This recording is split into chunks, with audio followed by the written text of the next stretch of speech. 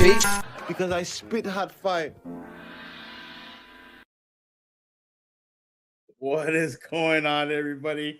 I hope you're having a great day. Uh, we have a lot to talk about today on the Still Conspiracy. We had a big game on Sunday Night Football between the Steelers and Ravens. We have some tweets to talk about. We have the unfortunate incident that happened for Damar Hamlin of the Buffalo Bills that we will be talking about. And, we'll just be talking about anything else that has to do with football, but I am excited for the people I have in the background. This is going to be awesome. I am so happy with this one. What's up, Big Reg? You're gonna love this. I have a special treat for all of you. So first off, I gotta have my fellow podcaster, Ravens fan. I was gonna say fellow Ravens fan. And I caught myself. But my good friend, Mr. Hendo Henderson. What's going on, buddy? How you What's doing? up? I'm chilling. Why you bring me up first? I was on the bottom. You were, but I mean, you're like, don't worry, I'll move you to the bottom. But you're like, you're always here, so I got to bring you in first. Uh, so we got a lot to talk about, man. A lot to talk about. But my other guest, she made her debut on Sunday with myself and Hendo, and now she's really making her debut because she is ready to talk some Ravens and Steelers, but she's also on camera.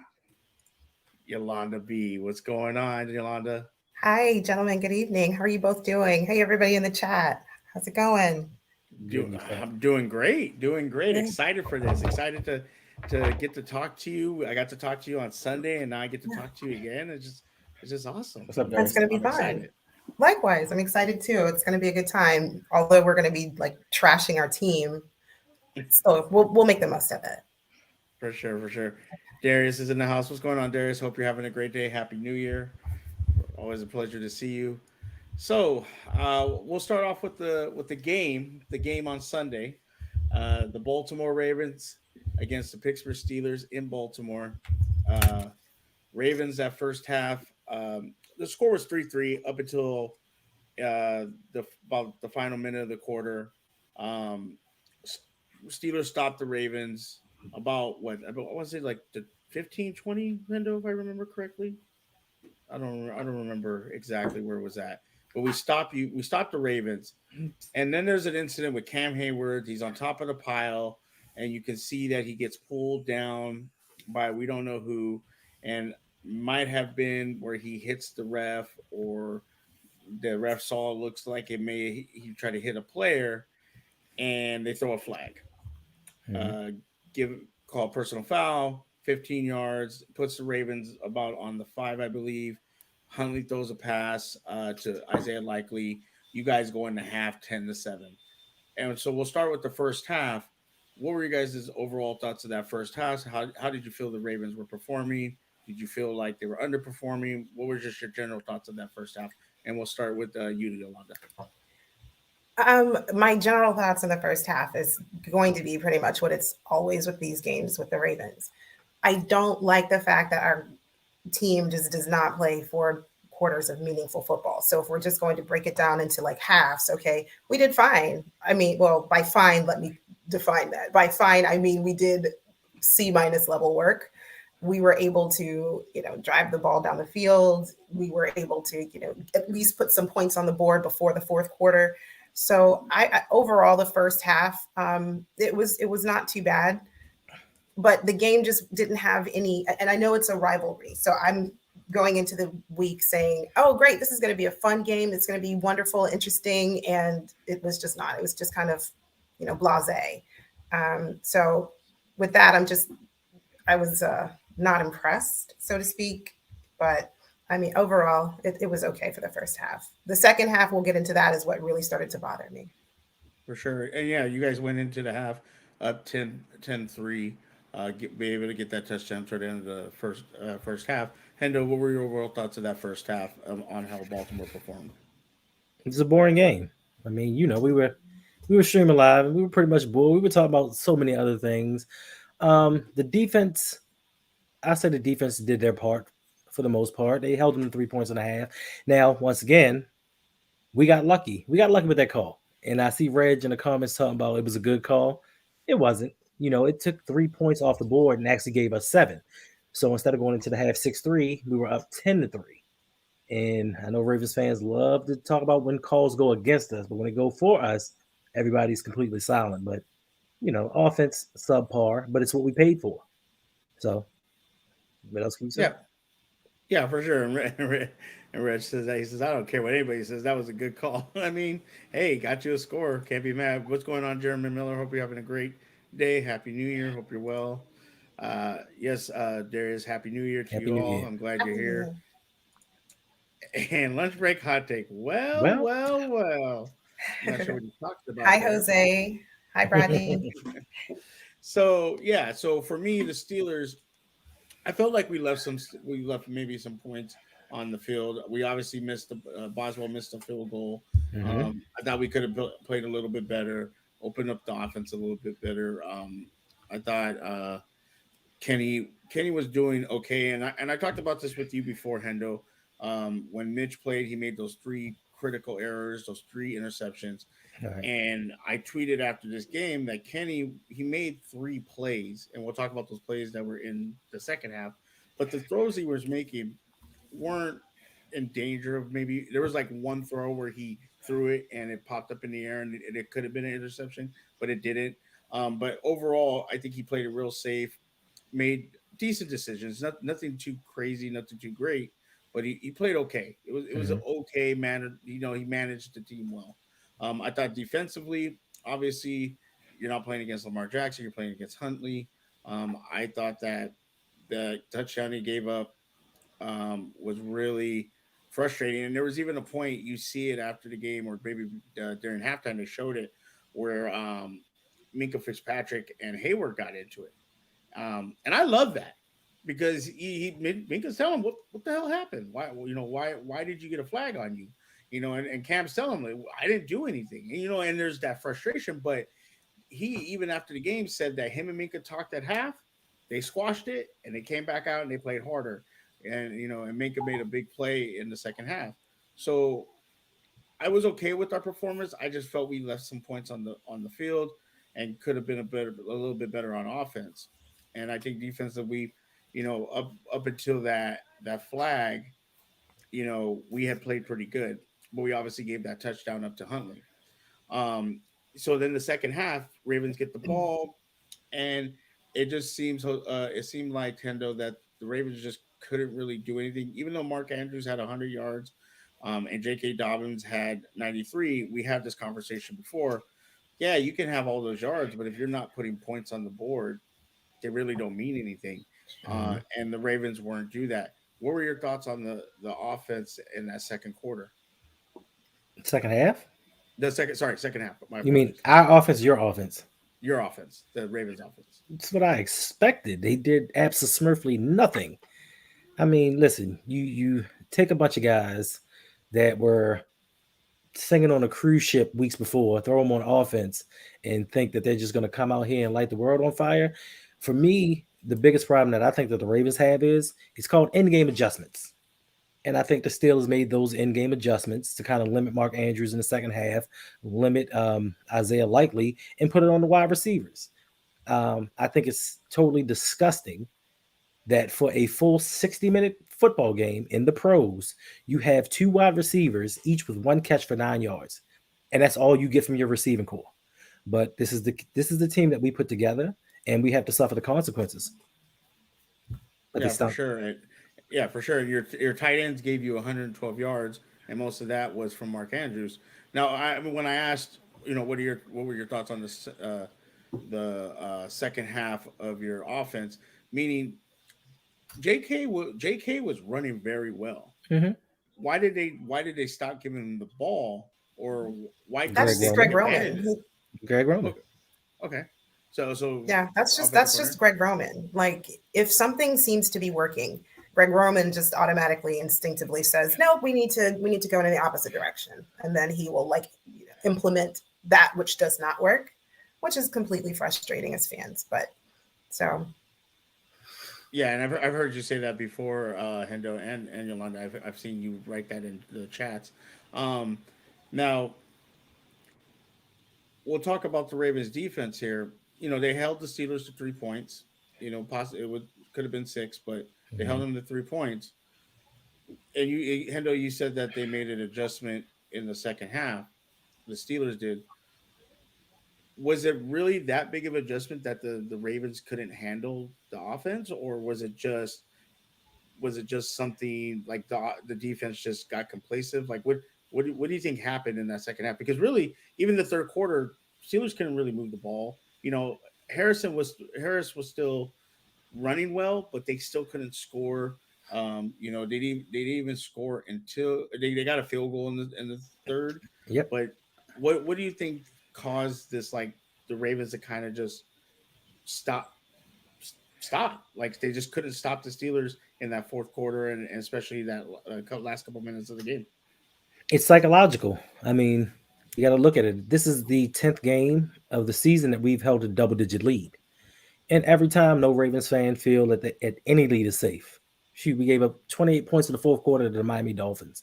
So psychologically, we as a team are already looking for a letdown. We're sitting there thinking, all right, when is it going to come? When is the play going to come when it's going to break our back? And also, I guess I have to give credit to Matt Canada because he started switching some things up. He went away from the run and started going to the pass a little bit more, especially late in the fourth quarter on that last drive, and we couldn't stop it. This all-world, high-priced secondary just doesn't do the job late in games. Now, everybody's going to say, yeah, they gave up 16 points.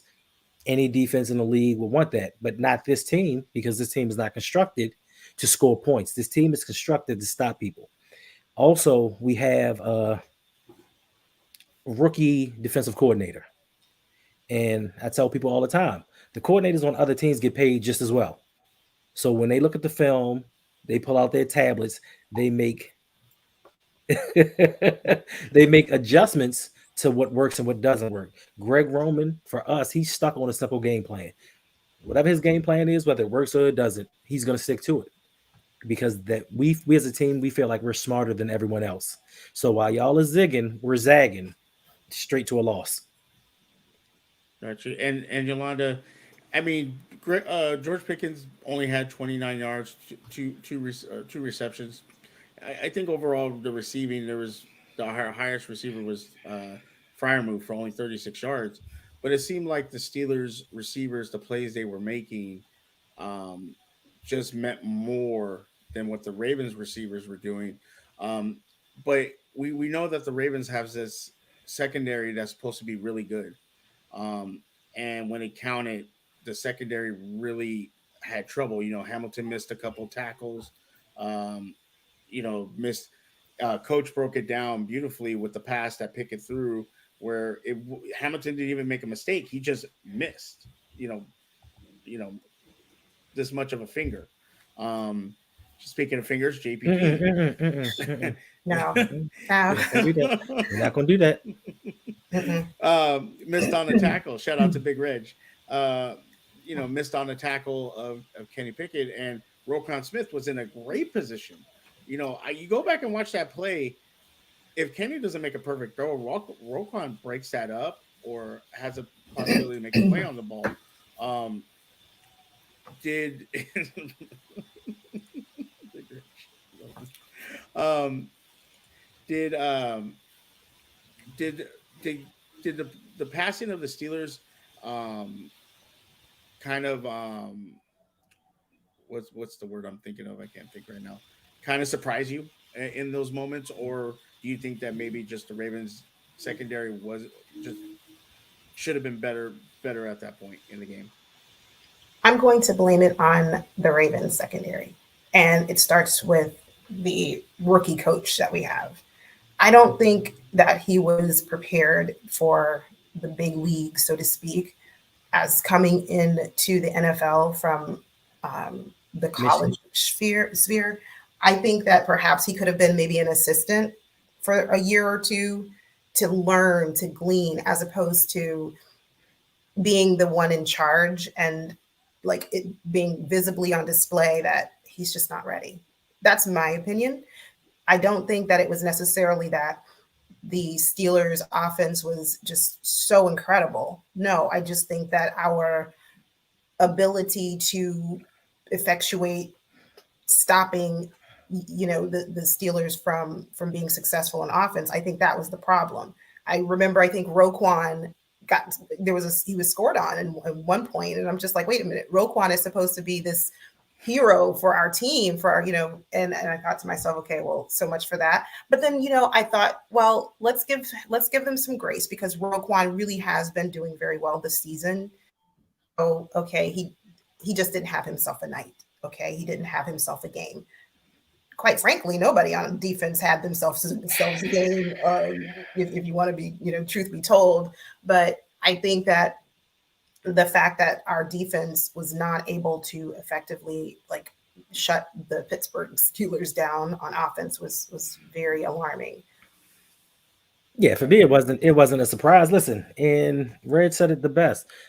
The Steelers found the weak link on our defense, which is Brandon Stevens, and they kept going at him. And to Yolanda's point, the defensive coordinator, he did not make an adjustment and say, you know what, let's cover it up, let's try to protect him.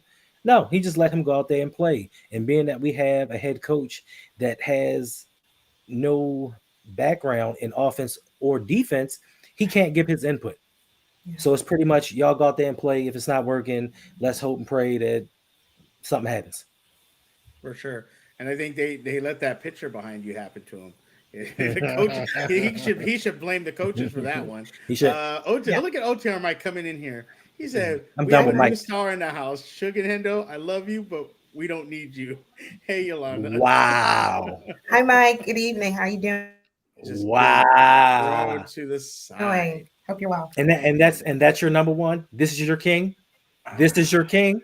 He might be dropping. He might be dropping. Yeah, I think that as I would agree with you, I think that the secondary didn't make the adjustment. I also and Brodney was kind of disrespecting Kenny Pickett, and so was Mike. Mike was like, "Oh, we lost to a guy that uses two gloves on the warmest day of Baltimore." Look, I mean, sad. I think you got to blame our offensive coordinator, because he didn't really open up the playbook much for Kenny. And I had said this to Coach yesterday, and I'm waiting to see if it's true. If you watch the last drive, Kenny tells them that he can't hear the play, and he then goes on, calls a play, doesn't even look at his wristband, calls a play, 20 yards, runs a hurry up, 28 yards, and then there's a couple plays ran, and then he does the scramble from JPP, and they score. If he called those plays, that to me is very high level for a rookie, and what he did. Now, we don't know, rumored, just what we saw. I might be blowing smoke, but if he really did that, I really got to give him a lot of credit to be poised in that position, because I did say, Hendo, that he needed to win this game, and on that last drive, if he wanted to be that guy, he needed to show it in this moment, especially against Baltimore, who's our rivals. Even though people say, "Well, we're not," if the rivalry is not there right now because of the way back in the old days. But I thought I give him a lot of credit for what he did, and the throws that he did make. Because I think, Hendo, you said that, and you can elaborate. You said that you weren't sure if he was going to be able to make those throws that Mitch was making without a care in the world. And on that last drive, he kind of did. I like the throws I saw from him, and he put some emphasis on them. Like, do you feel the same way, or do you just think that maybe he just got lucky with those throws? No, I didn't say he couldn't make the throws. I said he wouldn't make those throws. Like, normally what he does is he tries to play it safe. He'll wait for a guy to get open, or he'll wait for a one-on-one with George Pickens, and he may throw the ball. I didn't say he couldn't, but listen, game was on the line. He needed to do what he needed to do.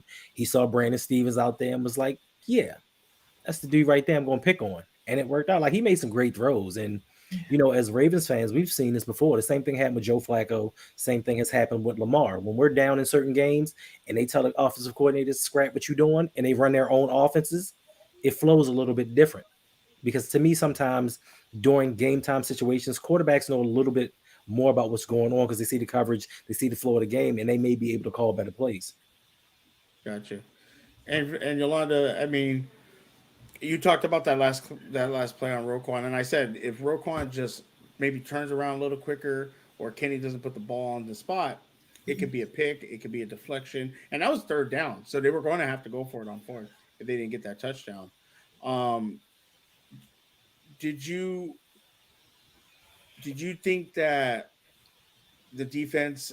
I know, and I know you said this earlier, so maybe I'm repeating myself, but um, the defensive coordinator, should he have blitzed Kenny more, or what could he have done different to maybe affect the outcome of the game, in that, especially in that last drive? Yeah, and that last drive, I don't know. I may try anything at that point. I'd be creative. Go into ask to borrow the keys to Giro's vault. Maybe there's something hidden in there for the defensive plays. I don't know, because we certainly haven't seen much on offense. That's for sure. So maybe blitzing him a little bit more. All I know is that it's really a sad day for the Ravens fan base when we're sitting on pins and needles, just waiting to see, what's going to happen. And then, like you said, Roquan, if he would have just maybe been a split second sharper or quicker, then maybe that could have changed the trajectory of what happened. But I'm not certain. So Coach said in his stream that it wasn't the fact that he could have been a little bit quicker. He said he was looking in the backfield. Instead of covering his man, he looked in the backfield to see what Kenny was doing, and that's what got Najee open. Instead of if he'd just played the man, it may have been a different thing. But listen, Pickett, he threw a good pass. So, man. So whose fault is that? At that point, do we say the fault lies on Roquan? Yes. Or do we say, or do we say, let's talk about how he was coached in a situation like that? Because certainly he would have known, because they've watched film, right? They studied, they know what Pickett can do, they understand. And so do we say, like, hey, part of the onus here is not just on Roquan. Sure, he has to go, but do we also acknowledge that he could have been coached better? Let us know in the chat. No, for me, it's Roquan. They know better. It's just that sometimes when you have great players, they try to overcompensate for their teammates. So he's looking in the backfield just in case something breaks off, and he has to clean it up instead of just sticking to his job. And sometimes that happens. I mean, listen, he knows better. He's been in the league long enough. He's a high level player. It's just that sometimes you got to feel like, look, I got to be Superman. Patrick Queen's up here missing tackles, blowing assignments. Now I got to cover for my man. So now I have to do two jobs instead of just doing your one. And unfortunately, at that time, it bit us in the butt. I agree. I want to be able to point blame at Mr. McDonald. So I was just trying to find it out for him, because I just think that he just needs it. I mean, no. Not to your point. But I just really wanted to say, yeah, it's his fault too. But not for that play. Not in this instance. Not for that play, but overall for the defense as a whole throughout the whole season. Oh, you can put a lot of this on McDonald. He has not learned his lesson. We still suffer from the same issues that we suffered from Wink Martindale. They're still talking about, oh yeah, we had miscommunication problems. Well, we're in week 17. When is this miscommunication going to stop? And I put that on coaching. Big Reg feels like if only there was an OA to sack a QB. Big Reg, good evening. How are you? We talked about it, and OA, I'm going to continue to say he's working on it. And by that I mean, if we compare if we watch the film from week 16 to week 17, I said it before, OA remained upright. That's a plus. And we have to celebrate, right? You don't despise small beginnings. We have to celebrate moral victories. So for us as Ravens fans, seeing what we've seen out of OA this year, the fact that from 1 week to the next, he was able to stand his ground, because he surely wasn't able to do that in week 16. We're going to give him his gold star. No, we're not. Absolutely. And he didn't even say anything about OA. He said, find a way. Right. But OA I've seen that floated about in connection with OA. So I just made the quantum leap to say, okay. Yeah. And you know me, I read things wrong all the time. So that I just assumed it was OA. Shout out to Zico Kage. Big Red said, I'm not pointing fingers, but somebody had half a stop. Big Reg. That's hilarious. It shouldn't be, but it is funny. No, it's not. Big Reg, I need you to get a grip. Stop It's it. funny, but it Stop it. shouldn't be. I shouldn't laugh. You shouldn't laugh. That man know, doesn't so, have yeah. fingers, and y'all He just sitting can't there help laughing. that. Right? He's disabled, and y'all He laughing can't, at but him. he's not disabled. He's working. He's fine. He's a okay. disabled. but He's a disabled worker. He got his veteran points. His disabled veteran points. Leave him alone. Yeah, no, I you're shouldn't right. laugh, You're right. Big Reg, but I We couldn't should help it. we should hey, we shouldn't be making fun of JPP. We should be giving him a hand. Okay. So I'm not gonna do that, yo. That's right, Brodney. he gets no gold star. That pick could have been someone useful. It could have been, but yet still we gotta make excuses for why he's not getting stats. Oh yay, he stood up right. That's a big boy. I mean, that's part of the game, right? He's the big That's boy. part of the game. Let the big boy go. Look at him. So It's part of the game. No, I know. We'll get to this side of the ball for you guys. Offensively, we know that you know Lamar's not there, but I remember about a month ago when Lamar did get hurt that there was people tweeting Huntley's commanding the offense. He's a person, Look not people. It was Kadri Ismail. It was Kadri Ismail. But there was other people. There was other people under that thread agreeing with him.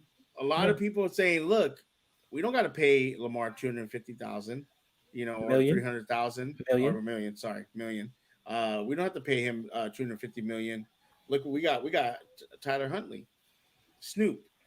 Now, you go into this game. He just impacted 130 yards for 14 to 21. And I know Mike was like comparing him to a rookie, but our quarterback's a rookie. Both of our offensive coordinators are horrible, but this is Tyler Huntley's third year, I believe. Yep. Right. And you don't trust him to throw the ball at all. Now I know what Hendel's going to say. Well, who's he going to throw it to? You saw that play where they trusted him to throw it at the end of the game. He threw it to 2 Steelers. That's what happens when you trust him to throw the ball on second down. Purple Patrol on duty, citizens on patrol. This and Yolanda, when we talked on Sunday, you said that the good was this helps Lamar prove his case that he needs to be paid. But does it also mean for Lamar that he might be out of here because he sees that the Ravens have no weapons? Why is he going to stay and kill himself? And I don't mean to say it like that because that was actually after last night. But why is he going to work himself to death? Oh, God darn it! We know what you're saying. You know what I'm saying. Why is Lamar going to stay with this team if they're not going to do anything offensively to help him and help the team win? Why would he stay? What are your thoughts about that, Yolanda? He's not going to stay, and neither will I. So Lamar and I are a package deal. So we will be on our way in this offseason because it doesn't make sense for him to continually put the team on his back week after week. And then the fact that we don't have any wide receivers that I'm going to be nice. We have wide receivers, but I don't think we have the talented wide receivers that would make the difference. So I think that Lamar is going to really, I'm sure he's already done it or started the process of like mulling over his options. Like, what am I going to do? If they want to franchise tag me, I don't know what his options would be if they decided to do that. Like, I know he could sit out, which he doesn't want to do. I know he doesn't want to do that. I don't know if he could request a trade and they would have to honor it.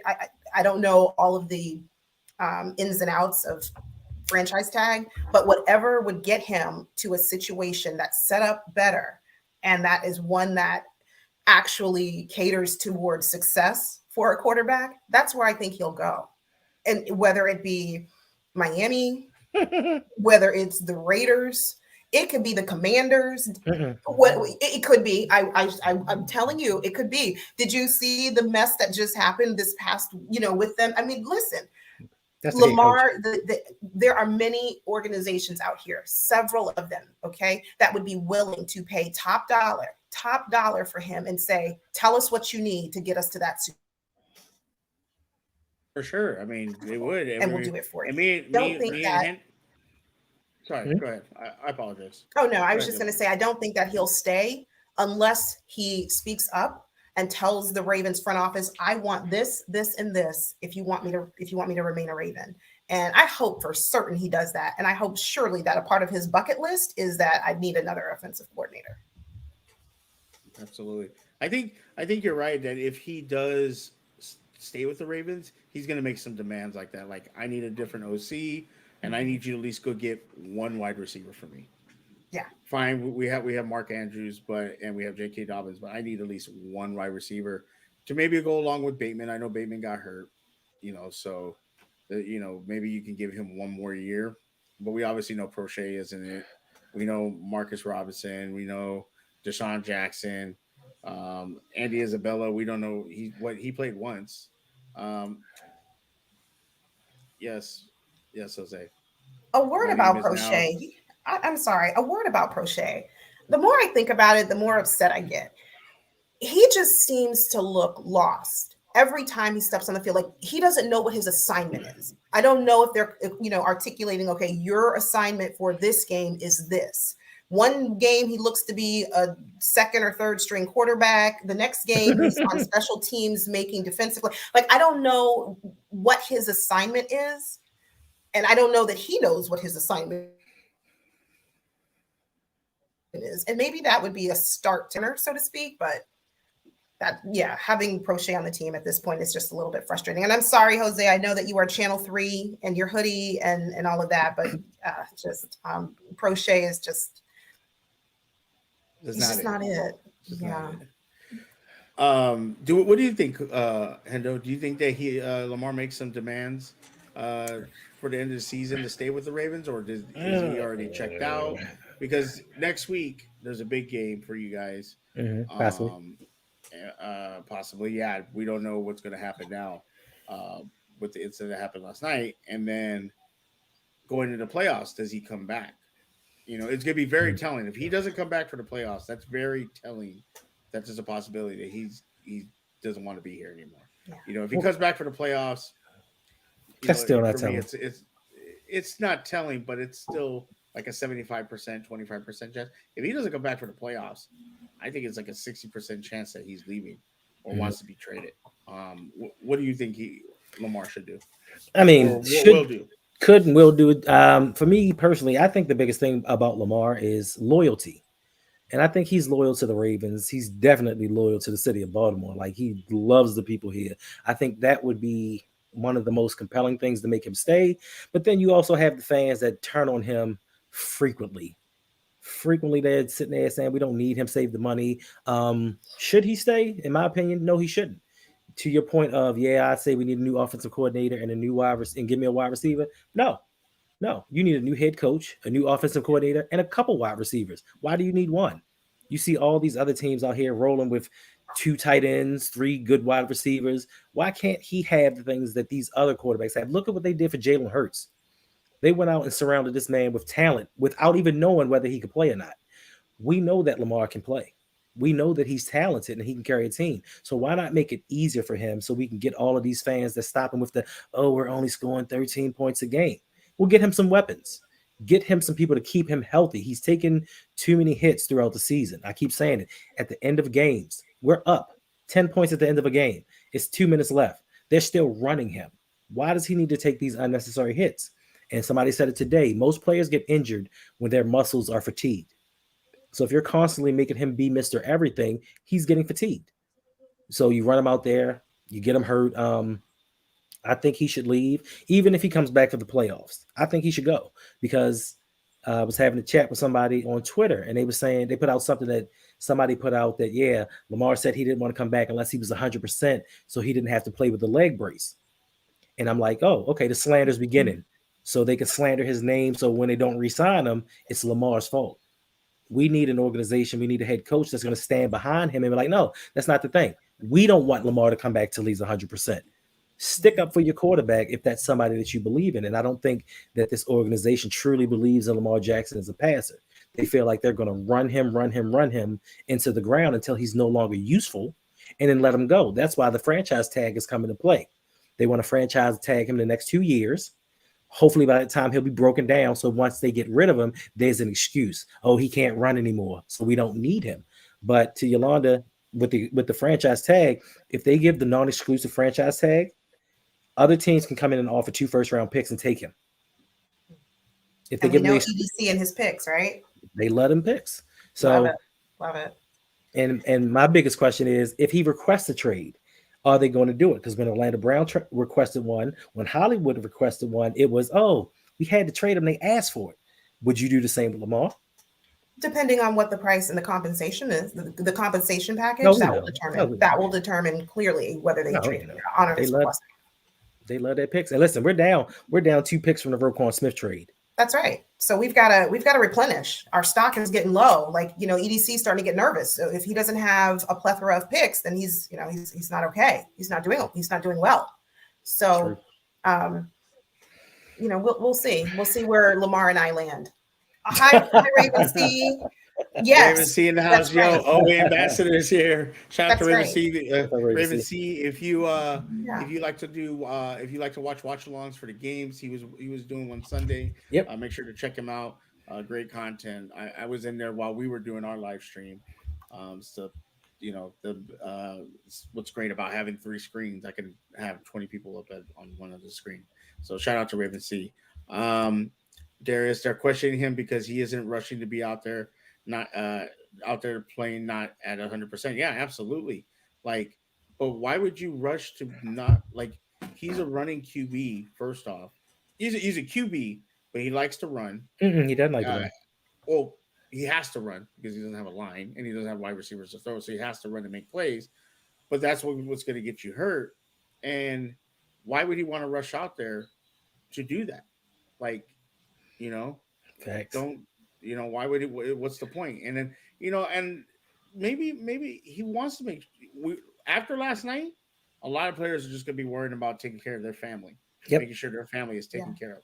And he wants to make sure his family is taken care of, because something like that happens to you, something like what happened to Ryan Shazier, that he's finally, that it's been, I think, 5 years.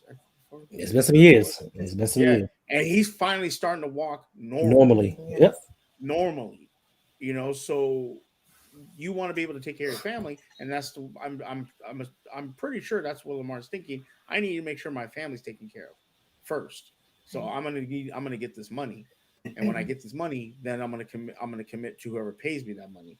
So Bronny said their job was to secure their draft picks so they can get a QB this offseason. Facts. Bronny, the Ravens are going to flip Lamar for a couple first-round picks. Maybe 3, not a couple, maybe 3. Right. And when these other teams are in dire straits, 3 first-round picks sounds really good. Sounds very, very alluring. And Brian Burns. And Hendo made this point this past weekend. Tells me you can't trust someone with the last name Harbaugh.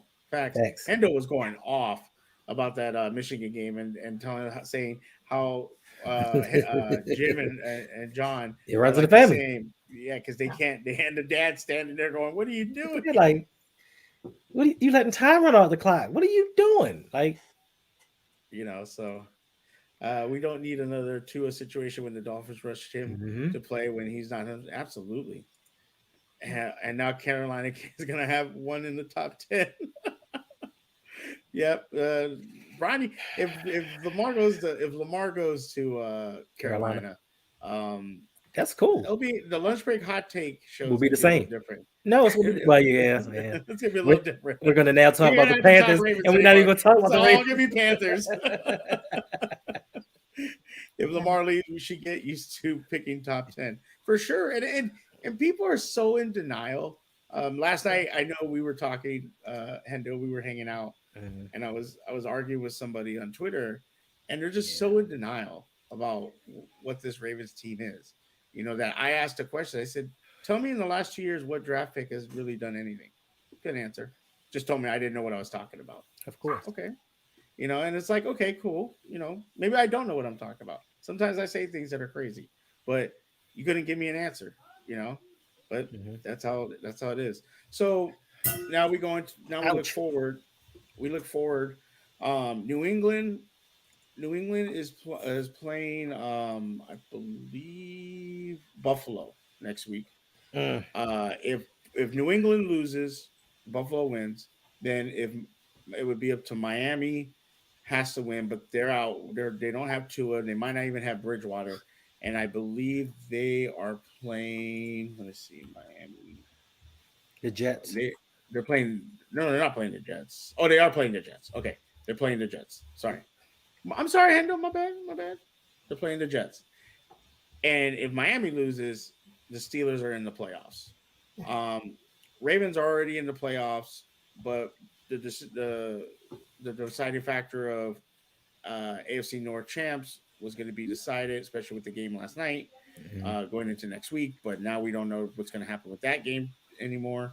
Do we? Um, from what I'm hearing, is they just might call that game. They have to call a game because you have to realize they can't play this game anytime this week. You can't keep pushing it forward because you have the regular season finale coming up Mhm. Sunday. All games are on Sunday. We have no more Thursday, no more Monday. Then the playoffs start the next week, and only one team gets a bye. So when are you going to slide that game in? Now, Yeah. is it do you call the game or do you call it a draw? Do you just give them 16 games or do you just say, you know what, we give you a tie for that one? Yeah, and we'll get into it right now since this is coming up. What what what does the NFL do with this game? Because after last night, you know, the game was stopped due to the Demir Hamlin uh, falling to the ground Mhm. and having to be resuscitated on the field, and it shook a lot of the players. If you saw video of not the incident but of the players, a lot of them were very shook by this. I talked about a couple of days ago with Bronny. When somebody in the community of the Schmodown passed away, it shook me really bad, and it didn't happen in front of me. So for Mhm. something to happen in front of you, All right. yeah, I get it. And there's a lot of people out there, and I my tone of this has kind of changed since the morning time. But there was I forgot his name. He was on show talking about if this happened to you at work, I'm calling in sick for like a week or so because I can't do this. And Mhm. he's kind of right because how are you going to ask these players to go out there and play this game again? And say, okay, well now you got to go play this game. Especially last night was very understandable. Like, no, nobody wanted to play it. After a couple days, and we're finding out more information of what happened to Mhm. Demir, and trying to understand it. Um, Maybe you could be able to play, but like you said, Hendo, there's no time and there's no realistic place you can slip it in to get this game in. What should the NFL do, or what's going to happen? Because I don't even know what this means for the Ravens and the Bengals going into next week. If they call this a draw, do the Ravens automatically get the AFC North, or is it still The Bengals are leading. Bengals are leading the North, so Okay, it doesn't so it then doesn't we'll it doesn't really hurt or help them at all. I mean, to okay, an extent. okay. But I feel so for me, I feel like the game needs to be called. Just call it a draw, let it go because we don't even know what the effects of this game is going to be on Sunday. You know what I'm saying? 6 days later, we don't know what's going to happen. A lot, and more importantly, a lot of it's going to be dependent upon the health of Hamlin. If he passes, if he gets better, because he's still in critical condition. So the people that watch that live, it's still hanging over their heads. Like me personally, I'm not on any of those teams. I was laying here earlier, and that in the just the weight of the moment, it was weighing me down. Like I'm still affected by this, even though I'm not a part of that union, that brotherhood. So I can imagine watching one of your brothers go down right in front of you and almost die. Like his heart stopped beating right in front of you on a routine play, on a play that can happen to anybody in the NFL at any time. And I watched my brother almost lose his life. And you expect me to be concerned about playing a football game on your time? It's not going to happen. I think more importantly, the players were the ones that stopped it. Everybody's giving props to the NFL for not continuing on the game. No, the players were like, we're not doing it. Because I think if it were up to the NFL, they'd be like, all right, take 45, go in the locker room, calm down, and we'll get back out there. But the players are like, oh, I'm not feeling this. Even the Bengals are like, not today, sir. So I don't think that that they can do this. I see Mike says in the comment, it's talk of possibly pushing the Super Bowl back a week or two for one game. I don't, now the NFLPA, I don't know if they'll go for that.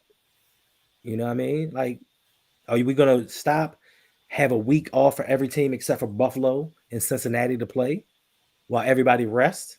Because, some teams are going to be like, that's fair. That's not fair. It's a hard situation, and I just think that they should just call a game. Sure. And what about you, Rolanda? What do you think?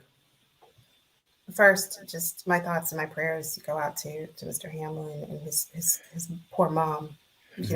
She got dressed yesterday thinking that she's going to go watch her son or baby play football, and not even considering the fact that she'd be in an ambulance alongside him while he's fighting for his life. So so sad. So I'm just hoping that he's able to pull through and make a full recovery. I don't know if pushing the game back or calling it a draw is going to happen, but I would need to see, and I would want to see the terms of the contract, the NFL contract. I would want to read the terms, because I'm sure there's a proviso in there that addresses, or at least it should be, when you're talking about such a physical sport, liability. To me, I would think that there's some type of clause in that contract that addresses what happens in emergency situations. And I would want to, I want to take a close look at that and go through it with a fine tooth comb. For sure. Brody says, settle it in Madden. Whether they're not good at Madden, Right. Yeah. Now, from a lot of this incident that happened last night, some things have come out of it. A good thing is Demir had a toy drive that he was only asking for $2,500, and now it's made it's over 4 million. Yeah, over 4 million, which I think is a very very good thing, and I'm very proud of people for help for that. I think that that's beautiful. It's going to help a lot of kids, and it's going to help his ability to help these kids and with the toy drives and everything like that. Now, something that came out of it, another thing, was obviously you see my name, insensitive Suge Bayless, Skip Bayless tweeted out, and I wanted to talk about this because I've been seeing different reactions all over Facebook, TikTok, Twitter, and I want to get your guys' thoughts and the people in the chat. And I'll bring up his tweet. It says, "No doubt the NFL is considering postponing the rest of this game, but how? This is late in the season. A game of this magnitude is crucial to the regular season outcome, which suddenly seems so irrelevant." Now, people saw that tweet and were very upset, very angry with Skip Bayless. And I reread that tweet, and I understand where they're coming from, but I do read the end of that tweet, and it says that it's so irrelevant now. What the NFL season to the situation that happened last night. So I get what he was trying to say, and I think sometimes people, when they're very emotional, they take things and they just take the first reaction and run with it. And I think that's what happened last night. And he had to clarify. He even talked about it today on the show that his boss had to call him and say, "Hey, you need to clarify this," things like that. Obviously, Jeremy said Shannon didn't even show up on Undisputed. That tells you he wants to get fired, in my opinion. I don't know about that because Shannon's a talker. If Shannon really wanted him fired, he's going to say something. He's gonna say, "I don't want to work with him anymore." We'll find out later in the days what Shannon thinks. What did you guys take from that tweet? And did you find that he was being insensitive or being disrespectful to the young man that had the problem on the field? And I'll start with you, Yolanda. Absolutely. I was very offended by it. And I understand and I take your point that the last sentence there is like a catch-all or a cleanup, but that just didn't do it for me. From the abundance of the heart, the mouth speaks. you said what you said. You meant it. And at first glance, you're thinking, hey, I want this game to continue. I'm sorry about, but we still have this incredible game that needs to be played. We still have all of these other players who are ready, willing, and available to play the game. Let's play the game.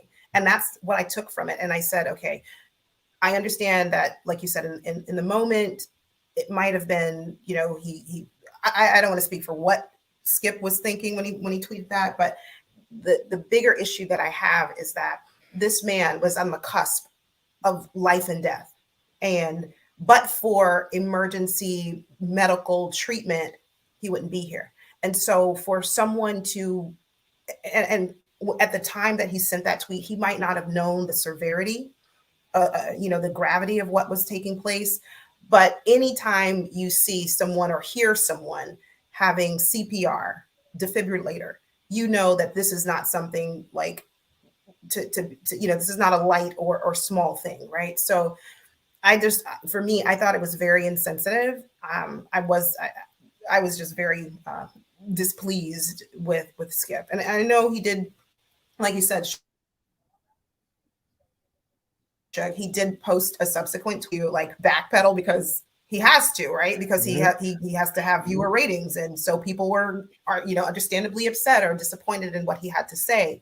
But what you can't unhear, or in this case, you can't unread something that you've read on Twitter. You can't go back from that. For sure. And before Hendo goes, I'll say this: I can never tell somebody how to feel. Right. I know how I feel. If someone says something and my reaction is I either hate it, love it, pissed off, happy, whatever, that's how I feel. I'm never going to tell someone, Yolanda, no, you shouldn't feel that way. You sure about that? Well, it's when it comes to you, Hendo, that's different. But I will never tell someone like, hey, this is how you should feel. This is how you should think. Everyone has their own reasoning. Everyone has their own right to feel how they feel. And I understand both sides of it.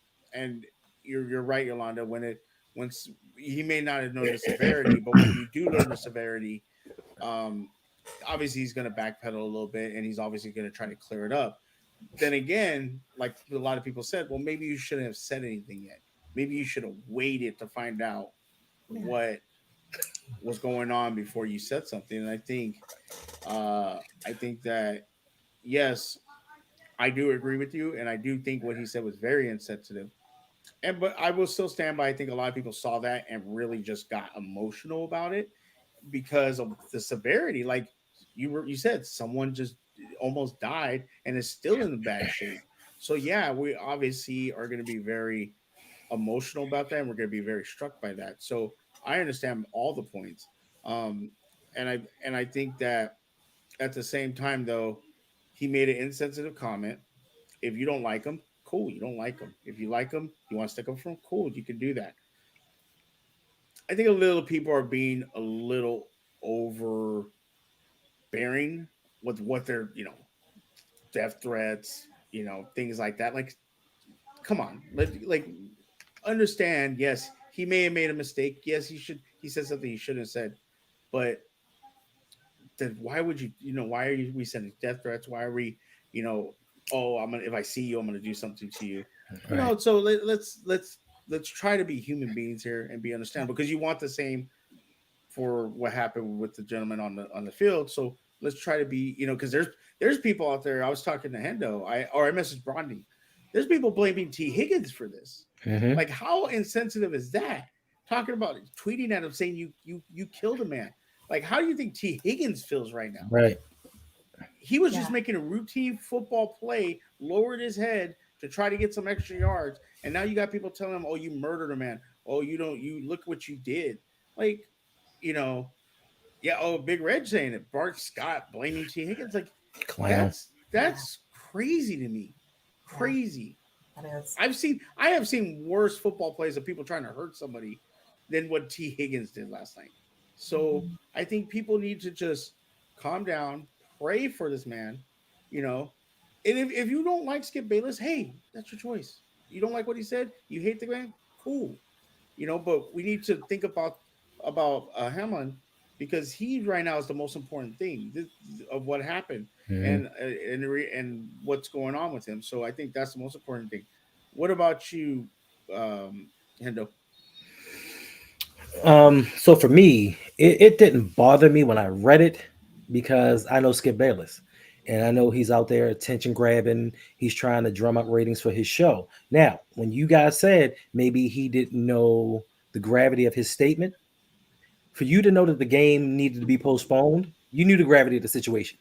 You knew what Yeah. was going on. If you knew that the game had to be postponed, maybe played at a later time, you knew it was something serious. Now, it was totally insensitive. And like I said, it didn't bother me until this morning. I don't know what I was doing, but somehow Undisputed was on TV and Skip came on. And once he came on and started performing, that's when I started to get upset because he was like, oh, I don't know how I'm gonna be able to do this show today. I'm just so I told him I didn't want to really do it, and it's just oh my god, man, I just feel so bad. Now I'm like, you're acting now. Not only are you putting out an insensitive tweet and not concerned about another human's life, now you're acting on TV to get ratings. And then I'm like, where's Shannon? Shannon's like, I'm not gonna be a part of this buffoonery. Like, you can do whatever you want to do to get these ratings. I know back in the days we used to have what we call shock jocks, and they would just say things out of their mouths just to get a response, just to make people say, oh, what did he say? Let me watch, let me listen. This is more important than sports. This is more important than opinions. A young man's life is at stake, and everybody wants to weigh in and give their thoughts and their feelings. Personally, to me, and I don't mean to be rude to anybody, it really doesn't matter what you think. It doesn't matter what I think. All that is concerning is this young man makes it out alive.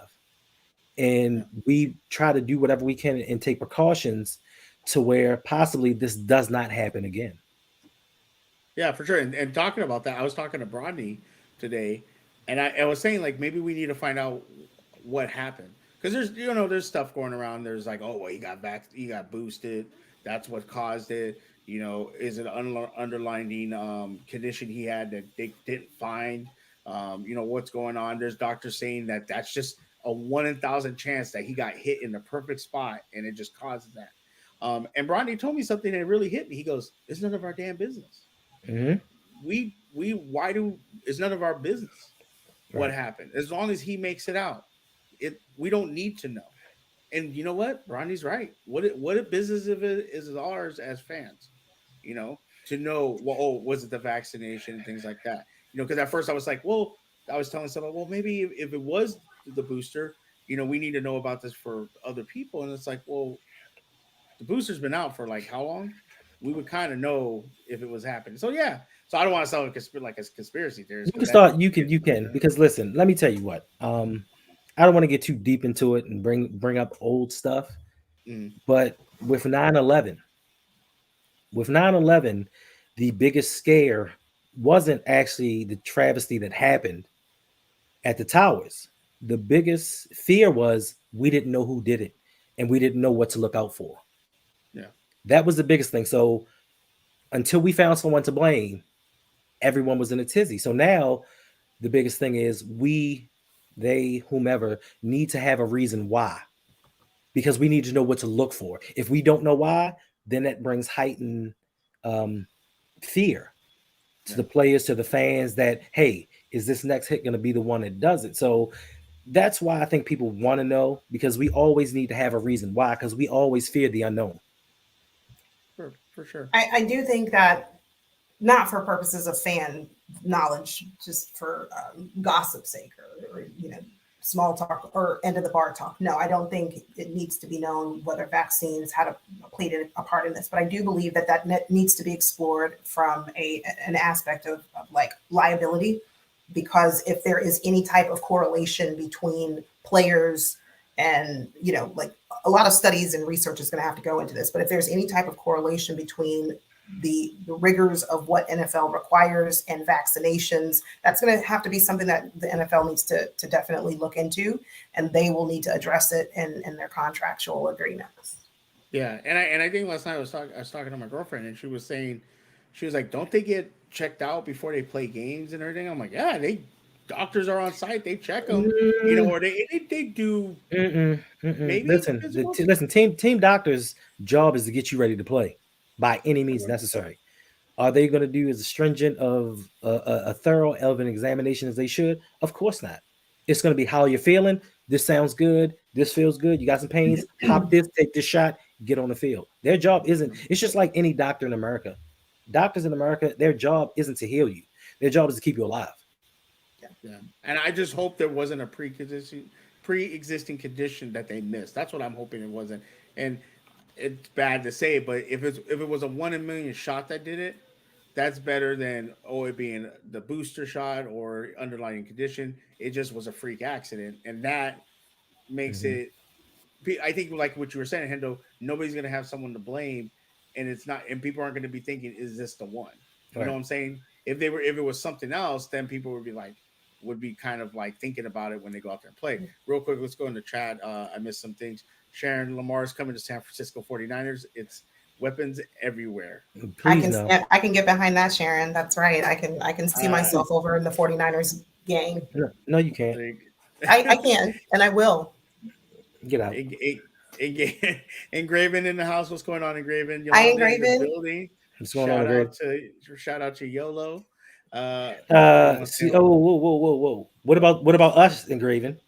We're just chopped liver. We're just chopped liver, right? First, Mike coming here and disrespect us. Now you two. What is this? Thanks, Engraven. Miller That's very says- kind of you.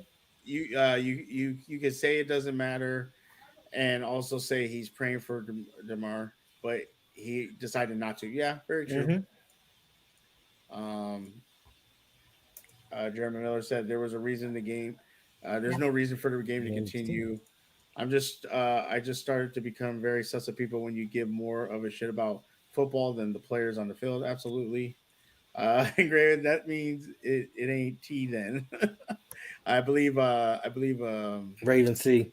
Raven C said they. Oh yeah, where did he have it at? I lost that comment. Yes, don't worry about it. It wasn't important. Oh, there he goes. Henny been drinking that tea 5 hours now. It's because I sip. I don't drink. I sip, and something can last me for a week. Jeremy Miller says, "Suge, this is the same guy that said Dak isn't playing well because of his brother's death. Fuck Skip Bayless. I'm sorry. Language. Language. I forgot language. My fault. Oops. That's on me. Language. But if you feel that way, it's okay." Ferris, Wow. Where's Garnett? Hi, Ferris. Welcome. So glad to have you. I'm not glad to have Ferris. Oh, I said it in jest because he didn't really care that we're here. He's just where's Garnett? No. He said something about you. Yeah, I'll get down there. He said, "Does he really need ratings in this situation? Everyone's going to talk about any test." No, but the more eyes on you, whether good or bad, it's always going to bring in more money for him. I mean, listen, listen. It's not just with Skip Bayless. Like for me personally, and this is no disrespect to anybody else in news, YouTube, Twitter, TikTok, or whomever you are, but just for me personally, I don't make videos about tragedies because even if it's sincere and heartfelt, I don't want it to seem like I'm just trying to capitalize off of someone else's misfortune, but that seems to be a lot on those 4-letter networks and stuff like that. They seem to do that a lot. They seem to want to use certain things to boost their ratings to get more views. That's not it for me. Like I care about the person. I don't care about the likes or the tweets, the retweets, and all that other stuff. So yeah, for sure. Ferris said someone said because he was vaccinated. What they're saying that it was because he was boosted. Right. And they believe the day after Christmas that maybe that had something to do with it. But that's all conspiracy theory stuff. And I'm sure he wasn't the only football player that got boosted throughout the season and got hit. Lunch break hot take. It's natural to speculate, but the media needs to be responsible with how they report on this. Absolutely. Always. The vaccination got brought up because of Uche, former Jaguars player, wasn't vaccinated. Why would a cardiac arrest on the field and a vaccine be involved in the same thing? From my understanding, which when I got my son vaccinated, one of the vaccinations they said had to come back testing that on young males that it built some kind of layer around the heart and it kind of constructed it or something like that. When I got my son boosted, this was about a year and a half ago, or not boosted, vaccinated. So we had heard, that's what we had heard. Like, don't get your boy vaccinated because it builds this thing around his heart, and it's going to cause him to the heart to be pressurized and things like that. So that's where people are taking it from. The vaccination narrative is completely nonsense. They were treating that garbage while he was still on the field. Yeah, that's because I ain't known Yolanda did these videos too. She My doesn't. fault. All love. What's up, Suge and Hendo with She the tea. doesn't. She doesn't, Engraven. Um, She most Hey, certainly. Engraven. Hey, Engraven. What's that? What's that Will Smith poster where like he's like this? Here's the proof. Yes, she does. Ferris says no one gives a shit about you two. Language. We are here for Yolanda. See, these people just Hi, be cussing. Ferris. How are you doing tonight? Yep, that's why you sip wine and not cold tea. Keep it clean. Yep, we got to keep it clean for. That's right. Yolanda. We are team keep it clean. Yeah, Yolanda be Oh, let's raving. gloss over Catch that. the fever. Just skip. What's Go happening? to the next comment. Yeah. Go back to that one. I missed it. No. Oh yeah, catch the fever. Henda sips like a grandma. Wow. Well, I'm a grandfather. Agree with Hendo. People are overexposed deaths. Yeah, for sure. A lot of people, especially on social media, absolutely use tragedy and things like that.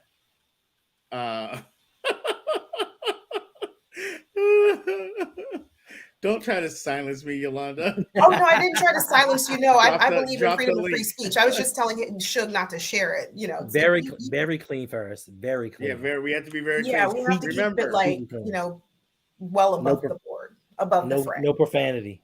None. no profanity. No. No, I'm not drinking Jack. I'm drinking iced tea. And no drinking Jack. If I was drinking Jack, I'd be yawning. Be sleepy. Right. Hendo gets sleepy when he drinks. I don't drink. Yeah, if I drink, I get tired. I want to go to bed. Here we go. Look at Engraven. Yeah, that's a good name. Yolanda B. No. Raven. She got Engraven. her channel name now. Wait. There we go. No, Engraven. Absolutely not. We don't jump on that bandwagon. We just pretend that we didn't see it. Hey, it's a double entendre. Yes, it's a double entendre. It has two meanings. Go for it. It's very, very good. No, I don't have a channel, Engraven. There is no channel. That's a false narrative. Yet. Ain't that dope first? False propaganda. So no, I don't. Right there. Yep. Hey, first. That is dope. That is no. dope. Got to give the people. You see how confused she is right now by her name? Yeah. Hey, wait a minute. That's a violation. Hold on. Change that bag. You shouldn't have said anything. You should have just let it roll. Yeah, I wasn't even paying attention. I wasn't gonna do that to her. Yeah, let's change that bag. No, Hendo's drinking iced tea without the Jack bottle. Wow. So yeah, I think the situation, what's going on, very unfortunate, and like I said, all prayers to him, and I think that hopefully he's gonna pull through. I haven't really read the latest news. I think the last update was I see is 9/11 Eastern today. That he's still in critical condition. So if like Bronny says, if you are a person that believes in prayer and anything higher up, please say a prayer for him. Keep him in your thoughts. His family says he's a fighter, so hopefully he can fight through this. And we would all really want that. Mr. J, what's going on? I hope you're having a great day. Hi, Mr. J. Good evening. So now let's look into this final week of the season. Without knowing what's going to happen with the Bills and Bengals game, let's just look at the two games the Ravens and the Steelers have left. We'll start off with the Ravens. You guys have obviously Cincinnati left. Cincinnati, I had said it earlier in the year. We needed to get rid of them. We needed to put them out, and they are alive and kicking. 11-4. They rattled off 7 games. How do you guys feel going into this game against the Bengals in this final week? We're gonna get mollywopped. I feel great. I feel like the Ravens are going to do what they've been doing before, just coughing up the game. Nah. Actually, I take that back. I don't even think we're going to cough up a game because I don't think we'll ever be leading. We might lead for maybe the first. Here we're talking about the Ravens. We're not going to be leading. We're not maybe 3-0 if we get the ball first. Maybe that'll be our only lead of the game. And so, yeah, I feel great because I'm not going to get my hopes up for this one. So that's for sure. And then we have to listen to all the Bengals fans. That's the worst part. They can be a bit overbearing. Much. Mm-hmm. I'll just say much. I'll just be, I'll keep it mild. They can be a bit much. But I mean, I'm sure they say the same thing about us. I'm sure they say, "Oh gosh, those Ravens fans, they're off. They're awful. They're terrible." So, I mean, they are. Yeah, they are because, like I said, Lamar and I are soon to be, out of here. So, it's fine. Lamar's gonna stay, and you'll suffer with the rest of us. Absolutely not. Absolutely not. Let me just take 2.5 real quick. If you're here, hit that like button. If you're enjoying the content, go ahead and hit that like button. If you're new, welcome. He is such a natural. Such a natural. Go ahead, awesome. Hit the subscribe button down below if you haven't already. Don't stop there. Hit that notification bell so that you're notified every time fire content is produced on this channel. Indeed. She's getting ready for her show. Strong J. Wait, no. I was just telling the people hello. Yes, Strong J. Mr. J says also women. My bad. Gentlemen and women. Oh, my bad. Okay. Thank you, Mr. J. That's nice. I don't know where Bengals or focus will be after what they just experienced. Very true. Yeah. Big Red says I'll take the Bengals 34-17. You think we're gonna score 17 points?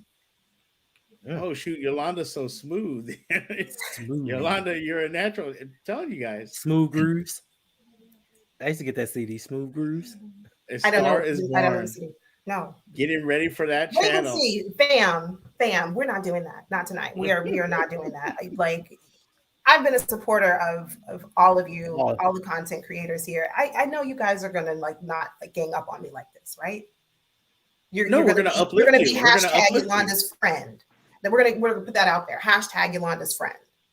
So that means that you are anti this Yolanda B. Raven thing. That's right, Engraven. We got you.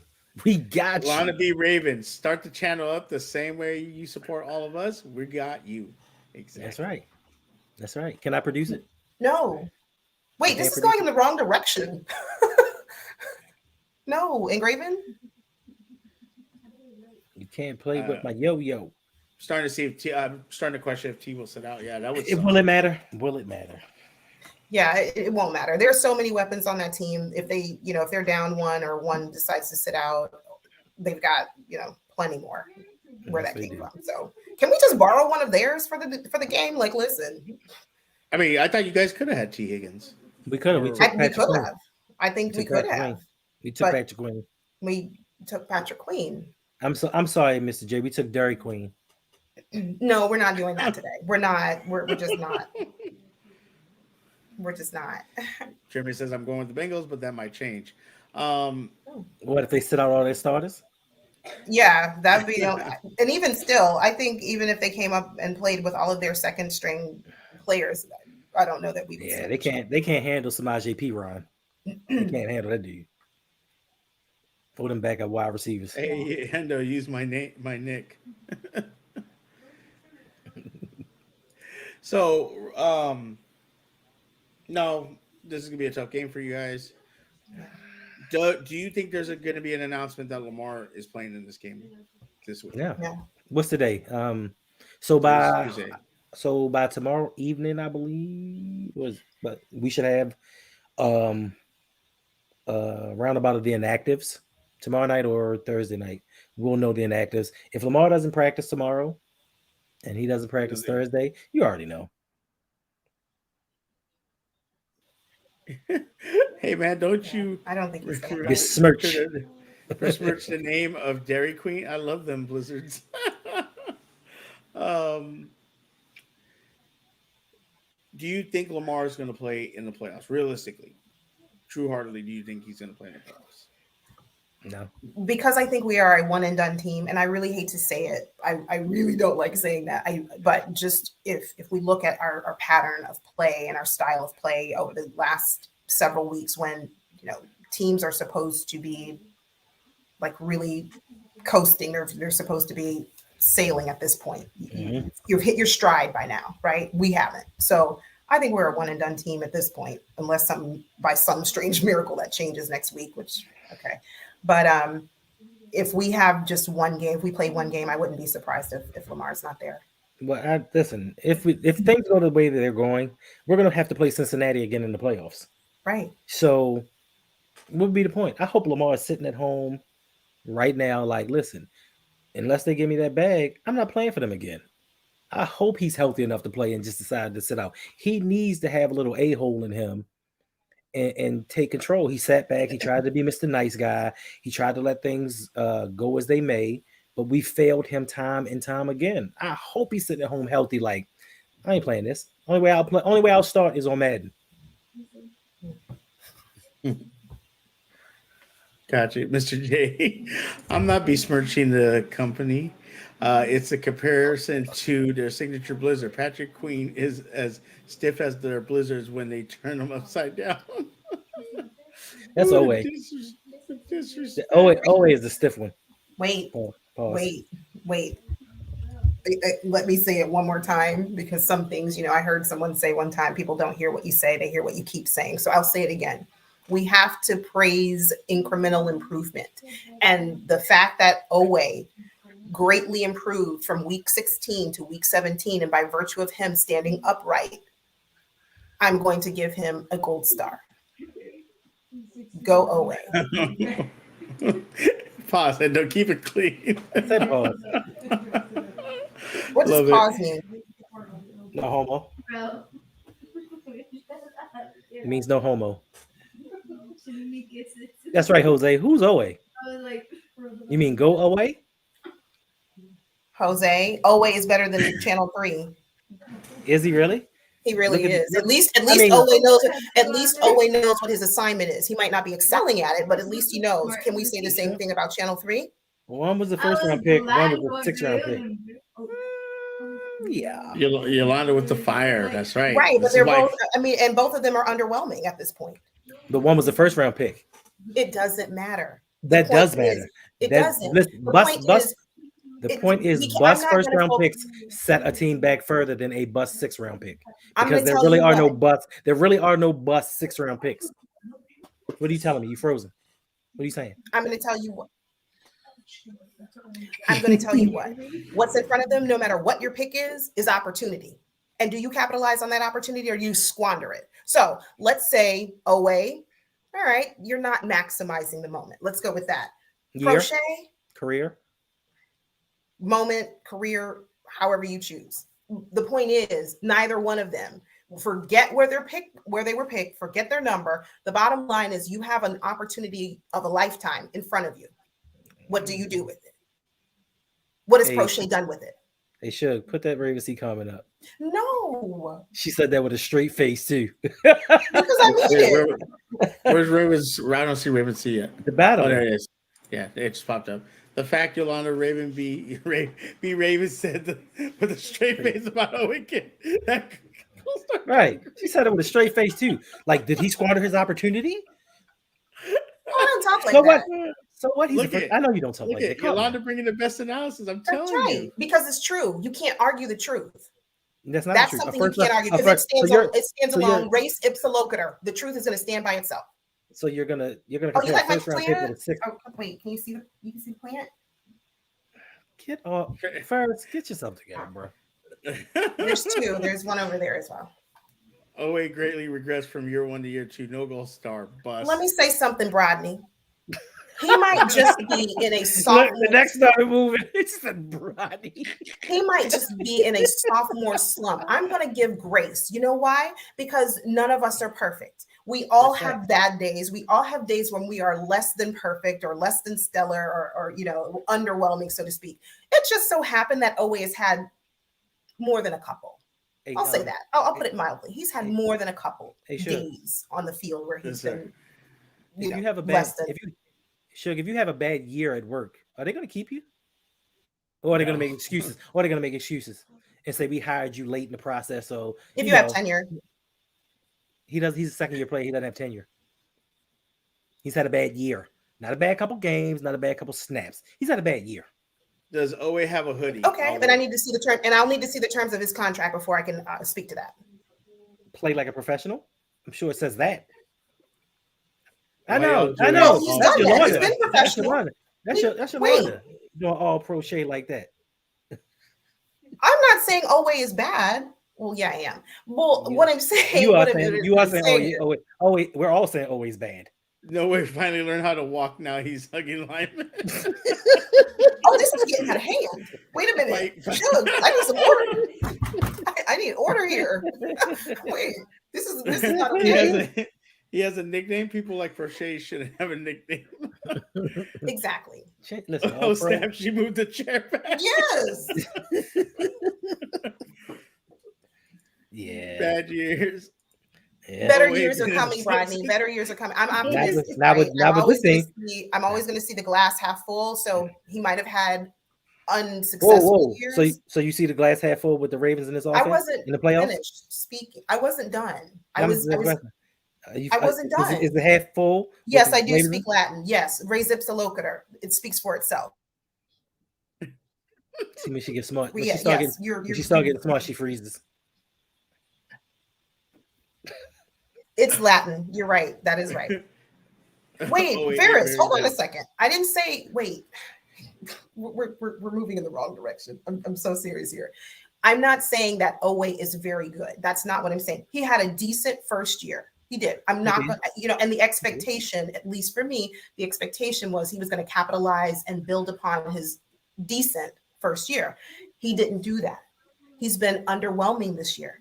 But again, I say you've got to focus on incremental improvement. And the fact that week 16, he was out there on his hind side more than he was upright was concerning. But this week, he actually was able to hold his own. Gold star. So we're praising him for being able to stand up.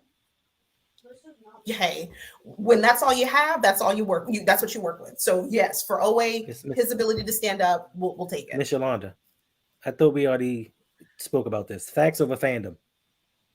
Facts It over is a fandom. fact. Is it not a okay? No, is it no, not a it's fact play. that he was? It's Is play. it not a fact that he did not stand his ground and not stand his own in week 16? Is that a fact or is it not? That is. Where's the fact? Okay, of this, is it this also a incremental- fact? Where Is is it the fact also of this a fact? incremental improvement? Is it Where's- also a fact that in week 17 he was able to stand upright? Yes or no? Is that a fact? He fell a couple times. He slipped a couple Exactly. times. So the fact that he was able to improve from week 16 to week 17 is incremental improvement. Sure, Gold didn't I? star. Sure, didn't I say he fell a couple times? So he didn't All stand of them up. fall a couple of No, times. no. Your point was he stood upright, but he fell a couple times in both games. He So where's stood the incremental- upright more than he was pummeled to the floor like he was in week 16. So I'm going to take that. Big as a- Reg, I get it, Big Reg. Yes, Jeremy, you're watching Undisputed. You know me and Skip Bayless over here. You could have Asante Samuel right now, but no, he can stand up. I clap for babies when they stand up too. that Big Reg. Wait. Would you please put Big Reg's comment back? Big Reg. I'm disappointed. That's low. That's mean. But it's the truth though. Yay, gold star. Nobody gives Do we need football to players draft an gold edge star. rusher next year? We do, because he ain't it. Yeah, His I agree. playing, I his agree, playing- Jose. We definitely need to draft an edge rusher. but we have a Someone to Jabo. compliment. We have a Jabo. Oh, you mean a compliment of Jabo? You right? No. Jabo played what, a half of a snap last week, inactive this week. And he's about as effective. Ojabo's a non-factor. He's about as effective as Owe. Who did you guys take over Jabba over? Pickens. George Pickens. That guy standing And over he is Stevens as right there? advertised. Owe isn't. I didn't say he was. Oh no, I did he not is. say He got was. zero. He got 0 sacks his senior year of college. He is as advertised. Look at Micah Green. I'm with Yolanda. Owe Right. bolts and the kinda in a way, you. you know what I Listen, mean.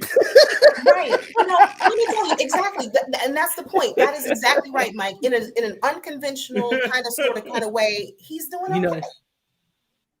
like you know, okay, Out here giving participation trophies for not following. Facts. Professional millionaires. It's His not goal falling, card. Ferris. If you watch the game, it wasn't that he just fell. It wasn't like, oh, oops, grass was a little slippery and he fell. The dude pushed This him guy around. can't. There, like he lost his one-on-one matchup multiple times. It was rather embarrassing. As he does every week. He loses one-on-ones every week. What do you mean? But to the degree that he lost his one-on-ones, Oh, now we're arguing. We're arguing degrees now. Absolutely, you've got to, you got to keep it in proper perspective. Context matters here, sir. Question for Yolanda. Rodney wants to know. You gonna buy his jersey if he gets a tackle next week? I'll tell you what. How about this, Rodney? How about you buy it? Send it to me and I'll wear it. If he gets a sack. I'm sorry, I was talking to Brodney. I'm talking to you. But let me finish talking to Brodney first. Brodney, here's what we can do.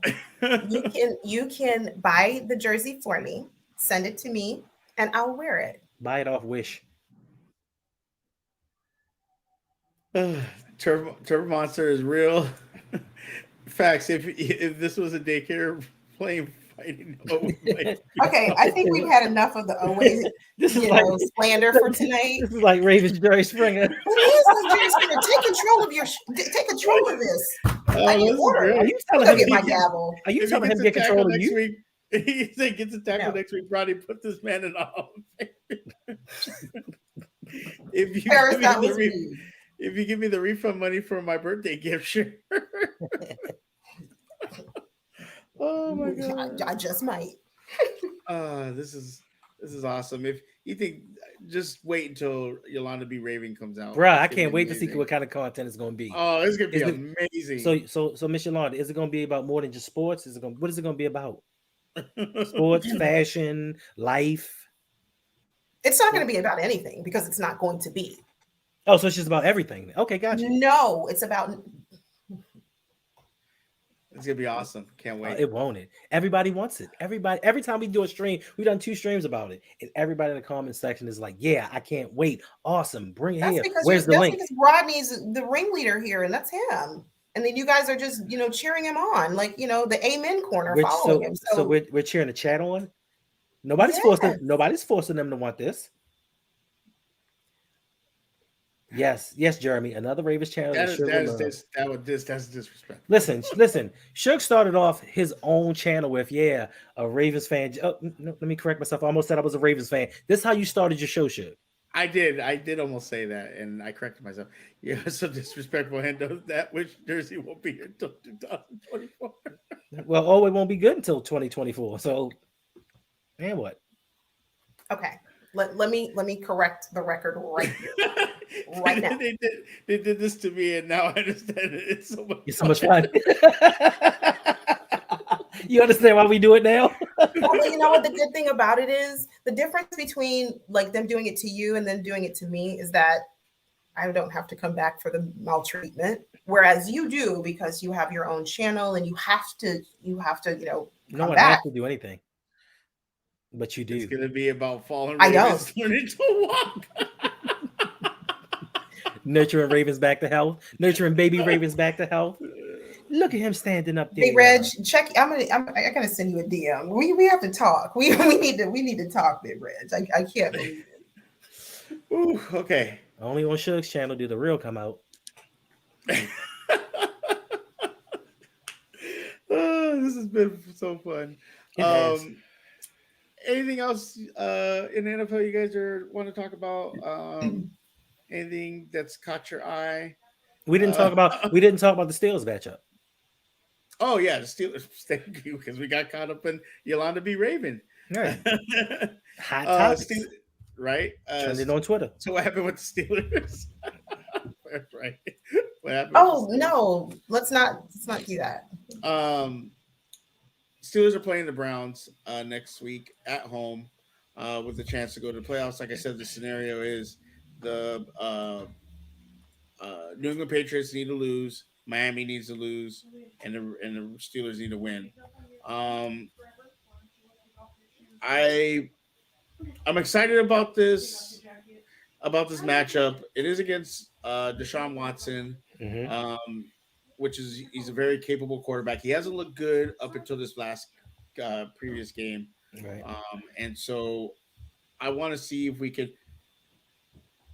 can close the season out with a win, keep Mike Tomlin above 500, with a chance to go into the playoffs. And this is going to be a big game for Ken. This is a playoff game for Kenny, for the defense, for the offense, for the young offense, for the offensive line, for Najee Harris, for George Pickens. They need to show up. I feel Matt Canada really, really needs to open up the playbook Mhm. for Kenny, throw the ball downfield. You know what Cleveland can do. Cleveland, um, Cleveland can run the ball. They can, and Deshaun, they have Amari Cooper. They Nick have Chubb, weapons. Nick Kareem Chubb. Hunt. So it's going to be this is where this defense really, really needs to step up, and the offense needs to step up. And I think Matt Canada needs to open the playbook for Kenny and just let it all hang out there. Go into next season 9-8, and say, okay, we're missing these parts to make us a better team.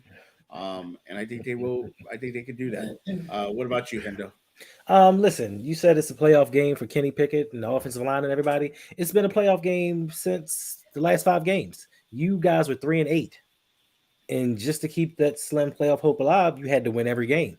And you've done so far. So I don't think there's going to be any more pressure because, hey, no one expected you to be at 500 at this point of the season. Um, I think that you all can pull it off. Yes, Deshaun Watson played a lot better last week, but he still has some things he needs to work on. David Njoku, he catches like Mark Andrews. I think that you can pull this game out. Now, as far as the rest of it, what do you need? You need New England to lose to Buffalo. Depending upon Buffalo's headspace, they should blow them out of the water. The interesting matchup is going to be the New York Jets versus the Miami Dolphins. I'm not sure if Teddy Bridgewater is going to play because he hurt his hand. So Skylar Thompson may be the quarterback. But even still, I think that Mike Can, effing can they White. put Joe Flacco in? Can they put Joe Flacco in for I you? think if they put Joe Flacco in, they might win. To be Yeah, I quite agree. honest with you, they might I think win that game. So there's a slim chance. I think that somehow, by the grace of everything, the Steelers actually sneak into the playoffs. I think that they make it and sneak into the play. They back into the playoffs, and then whoever they play in the first round, they're gonna get beat by 45 points. Thank you, Hendo. Just like they did against Kansas Last City. year. Yeah, That's like last year. yeah. What about you, Londa? Any thoughts on the Steelers? I do. I think that they can make it to the playoffs. It's an uphill climb, but I think you can do it. I agree with you, Hendo, that it will be a first, like you'll enter the playoffs and you'll be out of it before you know it. Just like us, Yeah, But I root I for mean, Tomlin. I cheer for Tomlin. So indeed. yeah. only time I don't cheer for Tomlin is He when plays the Ravens. he's going against the Ravens. Ronnie says I don't have to come back either. I don't get paid for this. Facts.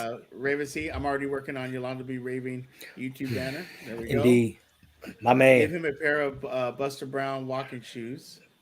Raven C. Oh gosh, I What? remember the Buster Brown walking shoes. Mhm. Should might you need a see the pair. Commanders mascot? Yes, I believe it's a pig, right? Is it? Cool. I think so. I don't know. I thought I saw that. That's what it was. Nobody cares. Talk more about Yolanda's YouTube channel. Wow. Big Reg, I love it. 18-12 Steelers. Thank you, Big Reg. It probably will be cold, so Kenny will really need those two clubs pit for the win. Steelers have a decent chance if Teddy's starting for the Dolphins. I don't think he's starting. I don't know. It's going to be Skyler. Sounds like Jeremy. Mhm. If y'all can't stop Chubb, you don't got to worry about Deshaun and the Browns. I don't know. We had to worry about him last week. If he catches like Andrews, why didn't you trade me Andrews for Njoku plus a pick?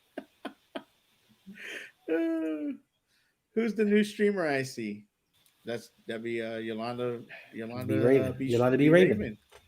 Yolanda be Flacco helping streaming. the Steelers. Flacco helping the Steelers. The irony, facts. That would be something. That would be that. You know what? That would be poetic justice. I would love it.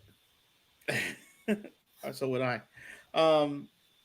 Okay, I think other than there's not really. Let me just look at the schedule real quick. There's not really any. How can I say it? Any like really enticing game? Chief Raiders, Titans Jags, Ravens Bengals is obviously good, is important games. Browns Steelers, Vikings Bears, Patriots Bills, Jets Jaguars, Dolphins, Texans. I think that should be for the division Titans. title. I mean, Jaguar Titans. Yeah. That should be for the division title. So that may be an interesting game. But Uh, Joshua Dobbs is quarterbacking again, so never mind.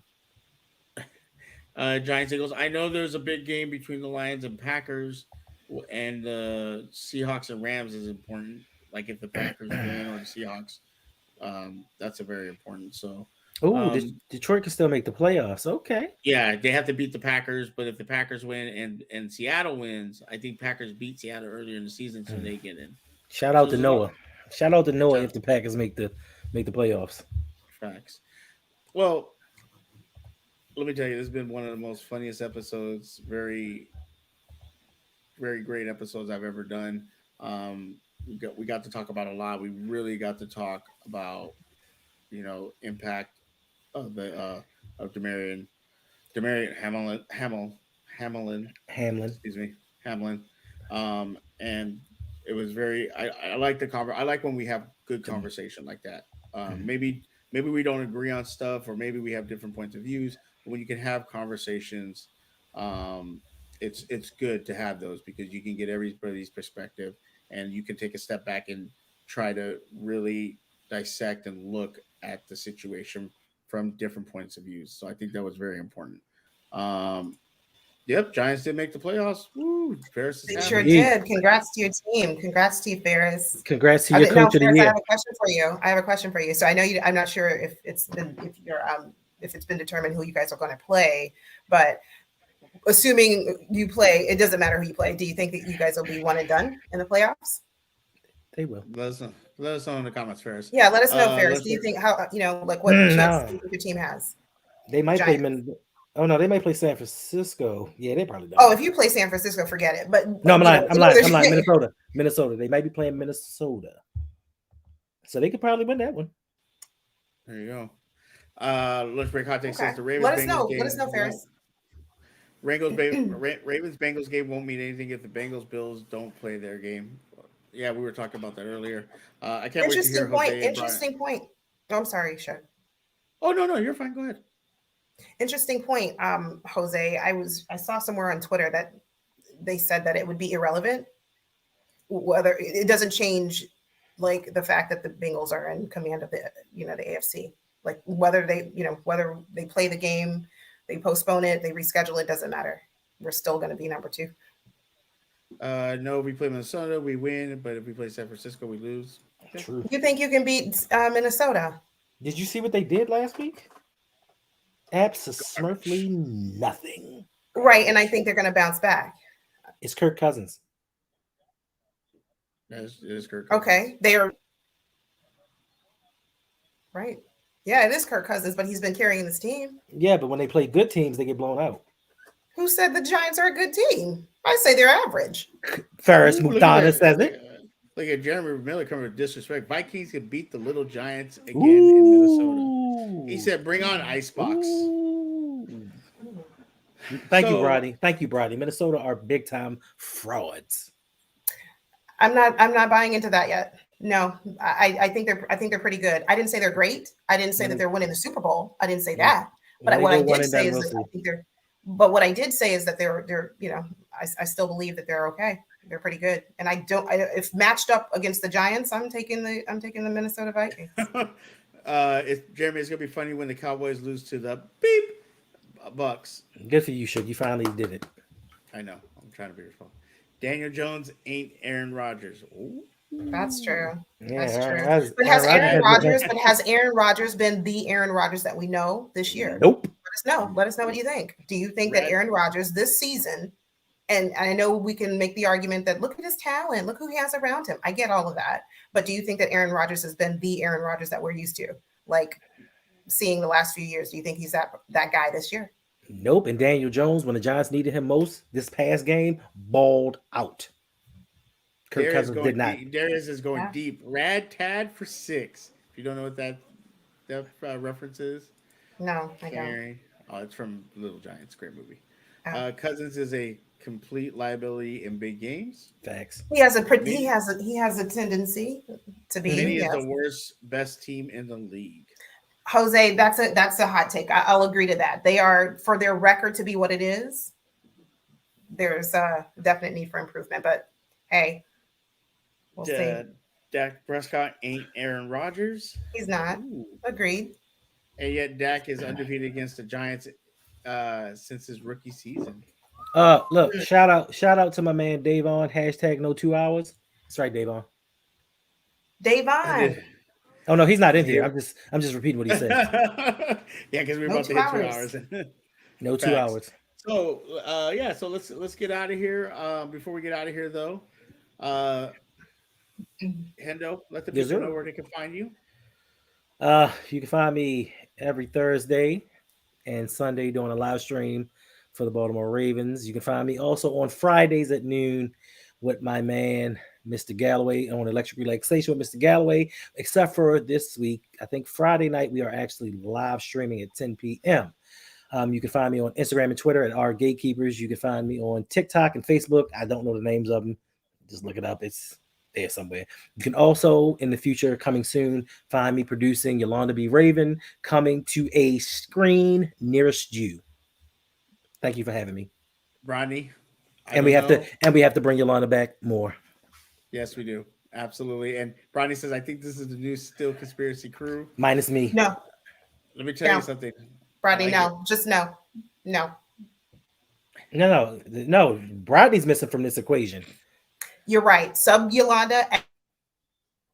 See, every time you say something false, you freeze. I like it. Every time you say something false, you freeze. Every time. Don't roll your eyes. And Yolanda, where can the lovely people find Yolanda B. Raving coming soon? They can't, because that's not a thing, nor will it be. So thank you, Suge, for having me. Everyone in the chat, thanks so much for hanging out with us. Please, on your way out, hit that like button, hit the subscribe button, show your guy Suge some love here on this channel. Hope you had a good time. We did too.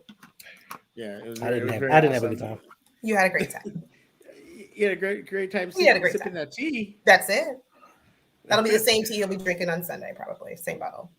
Nah. It's only a little bit left, so and that'll last you to Sunday. Maybe. I'm not even gonna hold you. Right? Yolanda keeps it football related. We never got off football. When B's here, we always talk about other things. We always talk about so many other things. Yeah, but Yolanda kept us on track all night. You need that. Straight down the middle. You need that. Straight down the middle. And of course, you can find me at SugeKnight323 on Twitter and TikTok. You can also find me at SugeKnight1323 on Twitch, where I usually stream Magic tournaments, play video games, hang out there. I know this weekend, I believe I'm playing a tournament on Sunday. So come on, hang out with me and watch me play bad if you want and laugh at me. But come keep me company. And this Friday, late night with Suge Knight at 7:45 this time though. 7:45 PST. I will be having on Taylor Cleek. He's a former Schmodown competitor, horror fanatic. He did a horror podcast. So if you like horror, he knows all about horror. Big into horror. I hate horror. I'm a scaredy cat. So it's gonna be very interesting to talk to him about that. He's a good friend of mine. We got to hang out in Los Angeles for Spectacular when he came out. And it was just an awesome guy. So this Friday we'll be hanging out 7:45 though. So you making concessions for other people though? Myself, Mike, Jose, Bradley, you made us come on at 11. I didn't make it. First off, I didn't make you do anything. Oh, okay. Say less. Secondly, keep going. Say less. Keep going. Secondly, I asked you if you wanted to. No, you didn't. Go early. No, you didn't. And you didn't say no, that. You didn't. You just said or so many times. Horror. Did he watch the Ravens stuff film this season? Uh, we'll find out. I'll ask him that question. That is hard in itself. Facts. But thank you everybody for hanging out tonight. Really appreciate it. It was a great night. Yolanda, again, thank you very much for coming on. You are a natural, and I cannot wait to see more of you. You are awesome. And thank you for the support, and thank you for always being generous and just kind and a great person. Hendo, you're amazing. You're Natural amazing. performer. Yep. And Hendo, you're also amazing. Thank you for Thank your you. support, man, and thank you for always having my back. I appreciate you, and coming on. I know you do so many streams, and you got a lot of other stuff outside of YouTube to do, but you always make time when I ask you, and you're always there for me. So thank you very much. Appreciate you, buddy. No problem. And thank you for being a friend, man. No problem. So I appreciate everybody for hanging out tonight. This was the Still Conspiracy. We will see you next week. Join us. Hope you have a great night. Happy New Year. Be safe. Remember to love your friends, your family, and always remember, don't hold on to grudges, because you never know when it's gonna be too late to say sorry. And don't forget, Bradley's gonna be back next week. Facts with you.